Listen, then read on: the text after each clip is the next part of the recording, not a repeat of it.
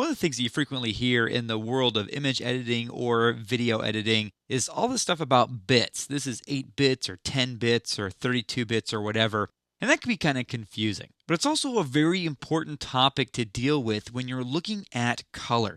And so in this movie and also in the next movie, we're going to take a look at bit depth. First, let's look at what a bit is. A bit is the computer's most basic level of understanding.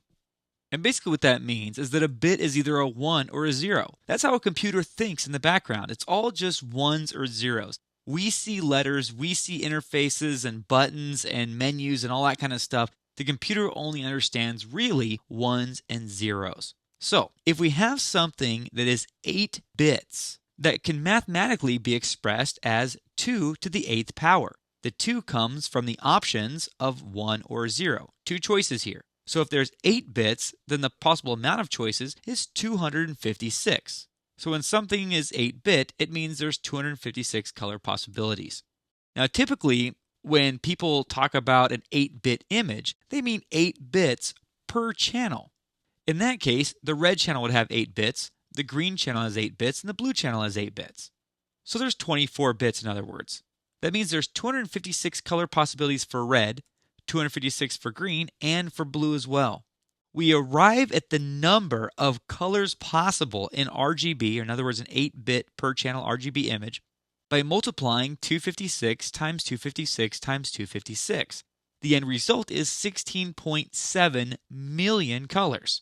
So just be aware moving forward, as we look a little bit deeper into this, is that when we have a regular 8-bit per channel RGB image, there are 16.7 million color choices, which is already more than the human eye can see.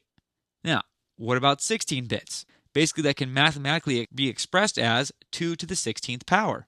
That equals 65,536. So then, in a 16-bit per channel image, we have 65,536 color choices per channel. For the red channel, for the green channel, for the blue channel.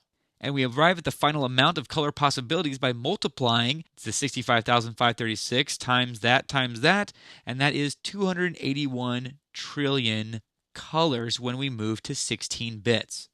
And by the way, we'll talk a little bit more about 8-bit versus 16-bit versus 32-bit in the next movie. But basically, back to the discussion here, we have 281 trillion colors when working in 16-bit per channel mode.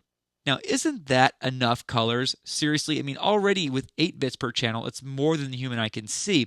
So why do we even need to go up to 16-bit per channel, let alone what we have now, 32 bits per channel? The thing is that when you have a 24-bit image, and also sometimes that will include an 8-bit alpha channel. In other words, there'll be 256 degrees of transparency in the alpha channel, so it's an extra 8 bits. So that will be 32 bits, but it will be 32 bits total. Now, way back in After Effects 7, they introduced something called high dynamic range images. High dynamic range images, often referred to as HDRI in the 3D world, but referred to as HDR inside of After Effects. These type of images are capable of a lot more because of their color range. These images have 32 bits per channel. In other words, that's 2 to the 32nd per channel. That is a lot of colors. But there's something else that happens when we have 32 bits per channel. And that's really what this whole discussion about bits is leading up to.